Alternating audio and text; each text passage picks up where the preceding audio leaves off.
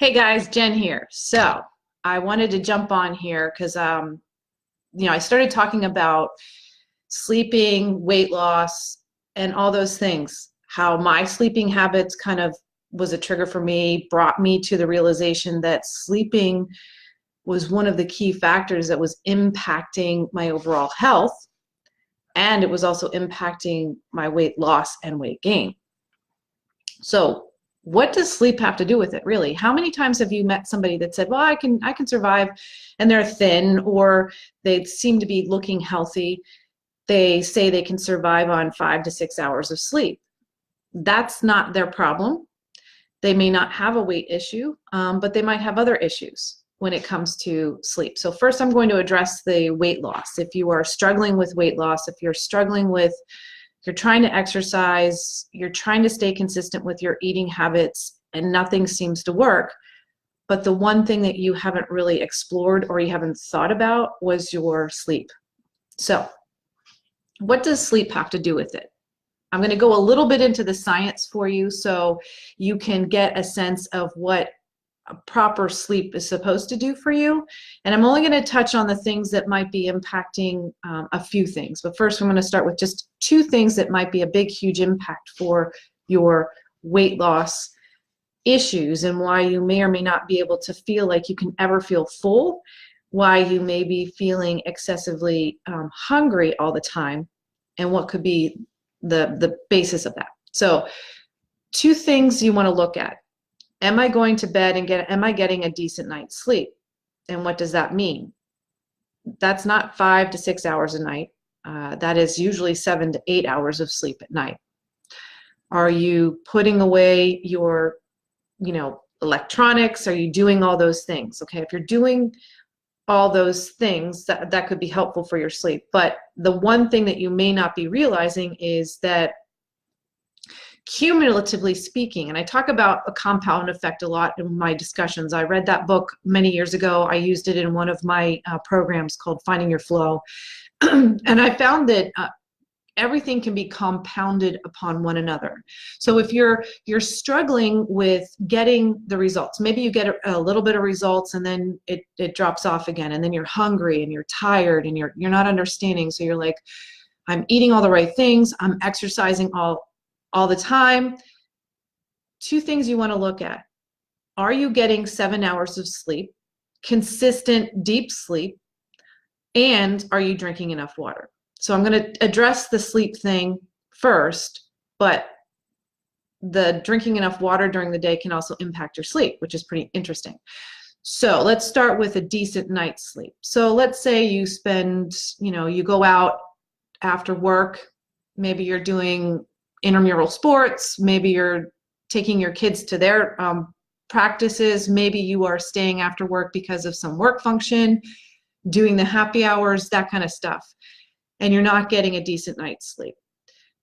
And that consistently happens on a regular basis. So if you're doing this 1, 2, 3 nights a week, and then you're hoping that on the weekends you can catch up, but you're feeling still like you can't catch up. It's cumulative.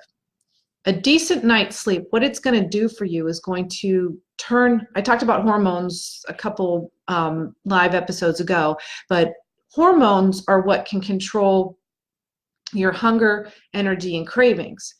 So the hormones that are very important during your sleep cycle, that if you don't get a full decent night's sleep, let's say you do 4 hours, 5 hours consistently, the two hormones that will be affected the most by it, especially if you want to pay attention to, is your Gherlin and your leptin. So what do these have to do with anything, Jen, right? Your Gherlin is what causes hunger. Okay, so that's that hunger, Gherlin, I'm hungry, biologically I need to eat. And when your hormones are balanced, and again, I talked about hormones, how they can be off balance and on balance in the last several lives. When your Gherlin is balanced, it only turns on when you're hungry, and then the leptin will shut it off. Gherlin and leptin. So what does that have to do with anything? Well, when you do not get a decent night's sleep, that doesn't get rejuvenated. So your body doesn't do what it needs to do and start building the hormones the way it needs to. And so your Gherlin can become excessively overdriven, and your leptin may never turn on. So you may never get that filling sensation or that I'm full sensation from the leptin. And that's when they talk about leptin helps with insulin and insulin sensitivity. So let's think about this. If you're not sleeping, these hormones are not balancing out. You're not filling them back up the way they need to. You're not regenerating the way you need to. They're going to do whatever they can do. So they're going to overdrive on the Gherlin, and they're not going to kick in with the leptin. So consistently, this happens. So you're damaging these hormones to a point where you are feeling like, I don't know why I'm so excessively hungry all the time. I'm eating the right vegetables, I'm exercising consistently.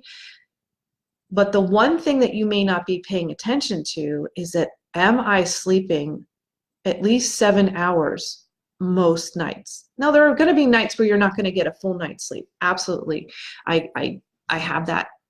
It happens to myself all the time. But I go back to exercise and eating is really important. However, your results can be impacted significantly if you're not paying attention to those sleeping habits, if you're not paying attention to the fact that you're not getting 7 hours of sleep. Few things that can impact those things. You consistently drink coffee. Some people are more sensitive than others. It has a 4-hour half-life and a 12-hour quarter life. Now, some people are a little bit more sensitive to caffeine than others. So you may be one that's more sensitive. And if you are consistently not getting enough sleep and you're consistently drinking coffee every single day, and maybe it's the same amount every single day, that coffee can impact you that much more because your body's not processing, it's not flushing its system out. I heard some podcast talking about how getting the garbage out. So when you're laying in bed, your brain is doing the things it needs to do without having that physical activity. You never get a chance to recover, then this is what happens. And if you are finding yourself excessively hungry, like to the point of like, I can't fill my mouth, even though you've eaten enough during the day, then you might want to explore your eating or your sleeping habits, because your sleeping habits could be the main impactor on that. The challenge for you might be, but I've been able to survive on 5 hours of sleep. I've been able to do these things for a long term. Maybe you're a college student, you're in college, you did the all-nighters, all this other stuff. But as you get older, it's cumulative in your system. Again, it's that compounding effect. If you don't know the book, it's by Darren Hardy. I want to give you a shout out to Darren Hardy. But that's that compounding effect on your system. So on a consistent basis, your body begins to break down because you're not giving it the restorative effect. You take your car in for you take your car in for an oil change, all those other things. You take your dogs for their checkups. You go to the doctor for checkups. But if you're not consistently allowing your body to do what it needs to do, restoring and recovering through sleep, doing all the yoga, doing all the meditation, all these other things are not going to give you the benefit that sleep will give you. In my last post or my last live, I talked about my own personal journey with my lack of sleep. As a kid, I was always tired. I got to a point when I was a teenager, it was horrible. And as an 18-year-old, it was a big joke in my family. Oh, there's Jenny again sleeping on the couch. And as funny as that was for everyone else, it wasn't funny for me, because as an 18-year-old kid, I did not want to be the kid sleeping on the couch that had no energy, that I was the one that everyone was laughing about on the couch all the time. And it really was it was a shameful thing for me to know that I was being shamed because I was always sleepy, when in and of itself, I had some things that were going on in my system that I did not even realize was happening, and that it was kind of ignored a little bit. Now, I went through the journey of actually taking away the shame of being sleepy and started figuring out that my tiredness was not to be shamed about, but it was actually something to explore into. At that time, as an 18-year-old, I was also gaining a ton of weight. So I might have started my journey at 12 years old of losing weight, obviously the wrong way, but as I got to be 18, I had to start figuring out a new way to eat, exercise, and sleep. My sleep was the key indicator of all the other things being off track. And when I started to actually get more physical, when I started to actually eat the proper things, all of the things fell into place. But again, when my sleep got off track, that's when I would start looking for excessive amount of calories, that the sugars, the fats, all that other stuff. Those are the things that was an indicator to me that something was off, and it wasn't really actually that I wasn't eating properly or exercising properly. It was just my sleep was the first indicator. So I always go back to my sleep first to start diagnosing what I need to do to change my overall health and well-being.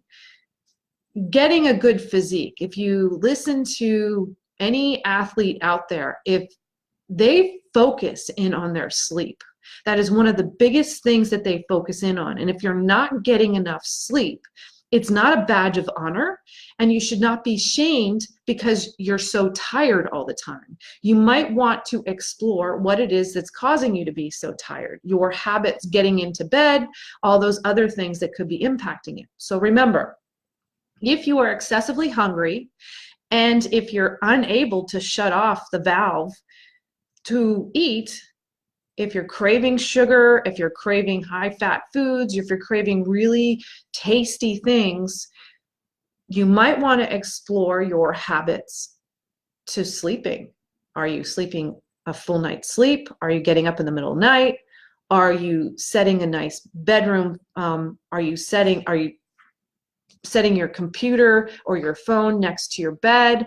All these things could be impacting it. And I've done quite a bit of studying about it. I will offer up some materials here online out to you guys. I'd love to answer some questions. So I want to actually go back to, I did get a question from Megan, and I appreciate Megan asking this question. And she asked about how she has tried doing all this. She's explored all her habits. She still can't seem to get to bed till like 10 or 11 at night, and she still wakes up at the same time every morning. Now I know Megan, she runs a boot camp up in Bucks County, and I know that she's very particular about how her habits are. And this is what I found out when it comes to setting your sleeping habits and what might be the biggest detractor on getting a good night's sleep and being able to not be able to go, like, let's say you're a night owl. I'm just that person. I'm a night owl. I stay up late. What the one or two things that I've found in my research is that if two things that might be impacting it. Maybe you're excessively active too close to bedtime.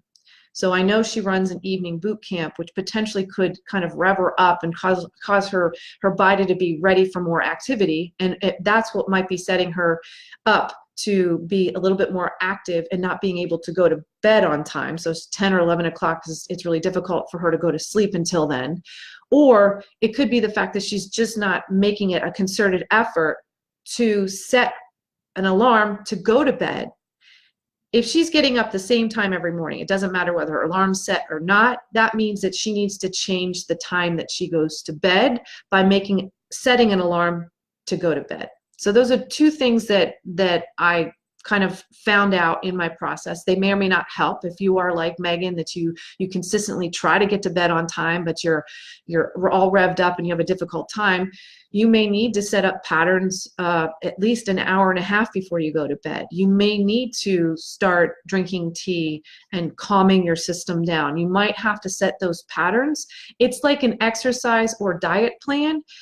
It takes time and practice and consistency to actually set those patterns in place. Now, I know it sucks. If you're wanting to get up early, you're like, I want to get up early, but I just can't seem to get out of bed, all these things, and I just can't seem to get to bed on time. I'm just not a morning person. You can actually start working on that to change your habits to get you to bed on time. If you're 25 or 35 or 45 and you're consistently a night owl, quote unquote night owl, changing that habit will take some time for you. So definitely it's one of those things to change that time that you go to bed. Setting an alarm for yourself to go to bed will help you get to sleep. It will also making sure that you get that 7 hours of sleep. So if you consistently get up at 4 in the morning, then count the clock back, set their alarm so you're going to be going to bed 7 to 8 hours before that 4 o'clock internal clock goes off. Think about those things as opposed to setting your alarm, waking up groggy, all these other things. And I know there's some tricks you can do when it's setting your alarm and getting up in the morning and setting it across the room and all those fun things.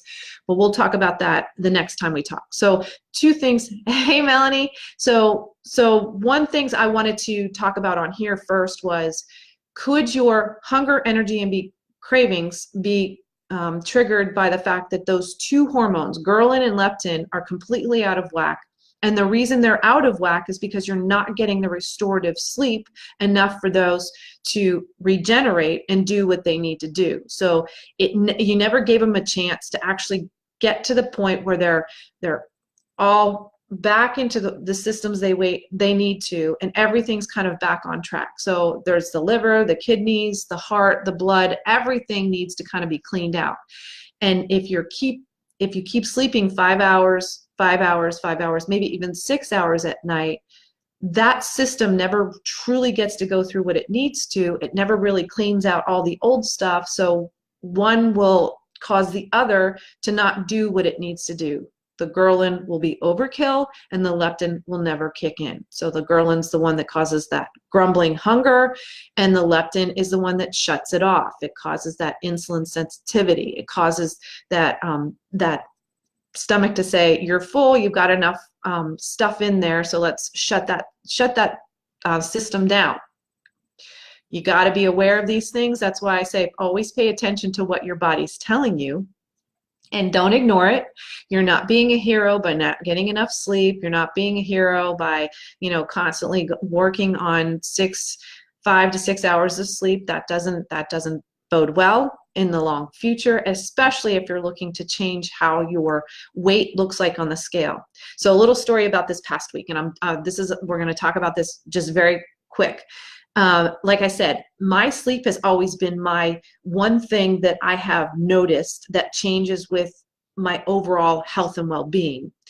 Last week, I was under a little bit of stress, a little bit of pain in my shoulder. I've been dealing with a shoulder issue, haven't been able to get a good night's sleep.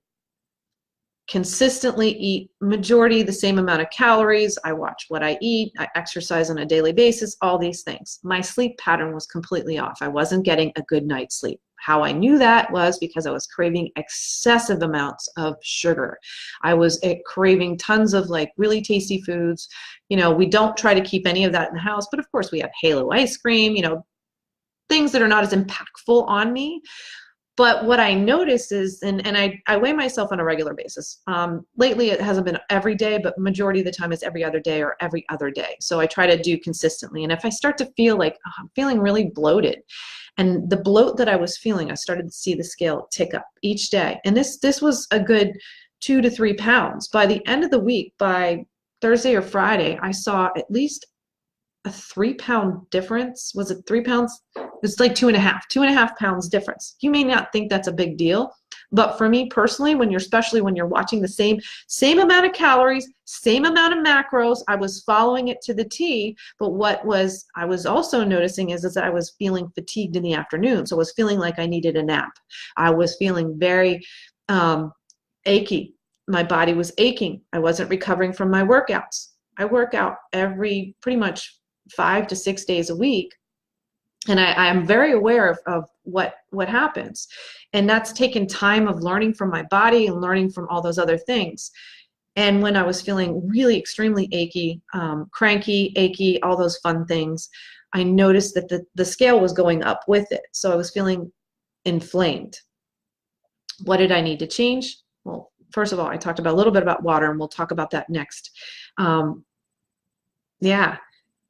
So I talked about a little bit about water, but that's the next thing we're going to address in the next live. But I wanted to talk about, like, are you getting consistent amount of sleep and what habits you might be affecting it right now. But basically, I was talking about the hormones today.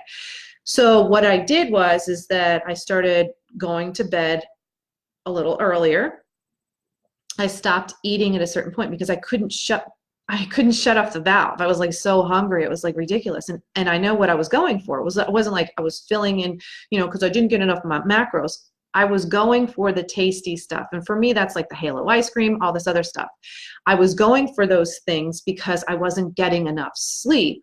So I had to start getting to bed, drinking my water before, like making sure I got enough water during the day, making sure all those habits, I was going back to my habits, getting to bed on time. And to be completely honest, because of the pain in my shoulder, I did have to take a little Advil. I hate taking it, but I took a little Advil to help me get to sleep. I don't like to take sleep aids. I don't like any of that stuff. But again, the pain's a little crazy, and it was waking me up in the middle of the night. So I did that in the last 3 days. Because it was a weekend, I was able to kind of pay more attention to my hunger, energy, and cravings. I'm down 2.5 pounds. So the weight I had gained by Friday, I'm down by 2.5 pounds today because of the fact that I started watching my sleep. My sleep is the first indicator that I was off track. Any meal plan, any exercise plan can be really fantastic, but that will not work for you as long as your sleep patterns are completely out of whack. The research shows now, basically coming from the National Sleep Foundation, coming from the World Health Organization, that if your sleep patterns are off, it can impact your health 3 times worse than if you're not eating right and exercising. Now, they all go together. If you're not sleeping right, you're not going to eat right. And if you're not sleeping right, you're probably not going to exercise, and you're probably not going to recover from your exercise. So all these things add up. The one thing that you might want to consider, if you are not getting results, if you're feeling your recovery, it stinks, if you're not able to control your eating habits, if you're all out of whack when it comes to those things, explore what your sleep habits are and explore how your sleep health is. Those things together can be really impactful. So I want to leave you with this. The 3 things I'm going to emphasize, especially on these conversations when it comes to sleep. What you might want to do is think about how much sleep you're getting every night. If you're not paying attention to it, start tracking your sleep. The first thing if you're not aware of it, it's much like writing down your food. If you're not aware of what you're eating, you will never know and explore what it is that's causing you to gain weight or causing you not to get the results you want. So look at your sleep habits and see how long you're actually sleeping. And if you wake up in the middle of the night, Melanie, thank you so much for talking about this. She says here, she's 4 times on average, always tired. More because of too much on my mind. I met with Mike, so she sat down with Mike and talked a little bit about sleep, and at least 5 hours at once, only wake up maybe 1 time. She was able to feel different with just 5 hours of sleep. Isn't that crazy? So if you're not paying attention to these things, your health can be impacted over the long term. And I don't even want to talk about if you're not getting enough sleep for long periods of time, it will age you that much faster than anything else. So if you're one person that wants to be youthful for a long period of time, if you want to feel energized, if you want to feel like you're not getting old, then look into your sleep patterns. Start looking into your sleep habits. Okay, that's what I want to leave you here, is I just wanted to jump on here. Any questions, concerns? Definitely, if you know somebody that would like to benefit from talking about this, I'd love to have your questions posted here.